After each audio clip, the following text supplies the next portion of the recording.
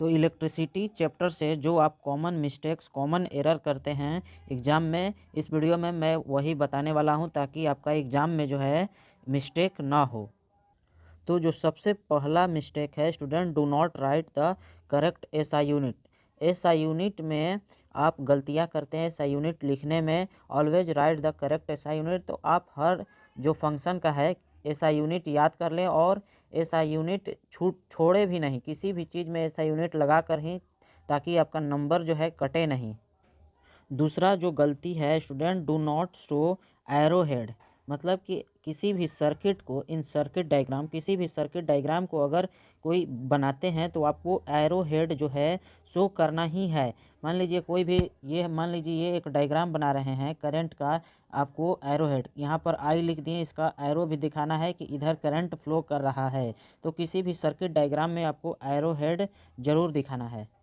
तीसरा जो मिस्टेक है student, connect ammeter in parallel and voltmeter in series. तो ये भी आप गलती करते हैं, एम मीटर ऑलवेज। तो इसका करेक्शन क्या हो जाएगा, जो एम मीटर है हर हमेशा किस में कनेक्ट होता है, सीरीज में। एम मीटर हर हमेशा सीरीज में ही कनेक्ट करें, वोल्ट मीटर को हरदम पैरेलल में ही कनेक्ट करें। तो ये बात भी याद रखें कि एम मीटर और वोल्ट मीटर कहाँ कनेक्ट होता है, कैसे कनेक्ट होता है।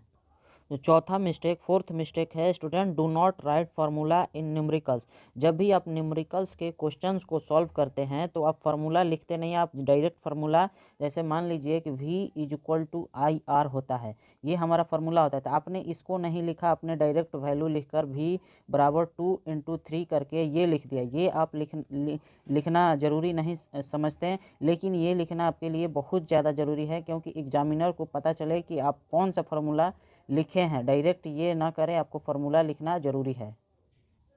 फिफ्थ एरर जो है स्टूडेंट, इंटरचेंज और right incorrect formula for series and parallel combination of resistance. जो पैरेलल और सीरीज कनेक्शन है इनका आप फार्मूला में भी कन्फ्यूजन हो सकता है। तो आप याद रखें कि सीरीज वाले में ये फार्मूला होता है और पैरेलल वाले में ये फार्मूला होता है। तो इसको बढ़िया से समझ लें, सीरीज और पैरेलल को। Student get confused between resistance and resistivity. इन दोनों में भी काफ़ी कन्फ्यूजन हो सकता है। तो इन दोनों में भी आपको बेहतरीन से याद रखना है कि रेसिस्टेंस क्या होता है और रेसिस्टिविटी क्या होता है। तो ये आपको याद रखना है कि resistance depends upon length, area, temperature. मतलब रेसिस्टेंस किस पर डिपेंड करेगा, लेंथ पर, एरिया पर और टेम्परेचर पर। While resistivity only depend on temperature and nature of material. और रेसिस्टिविटी किस पर डिपेंड करता है, केवल टेम्परेचर और नेचर ऑफ मटेरियल पर।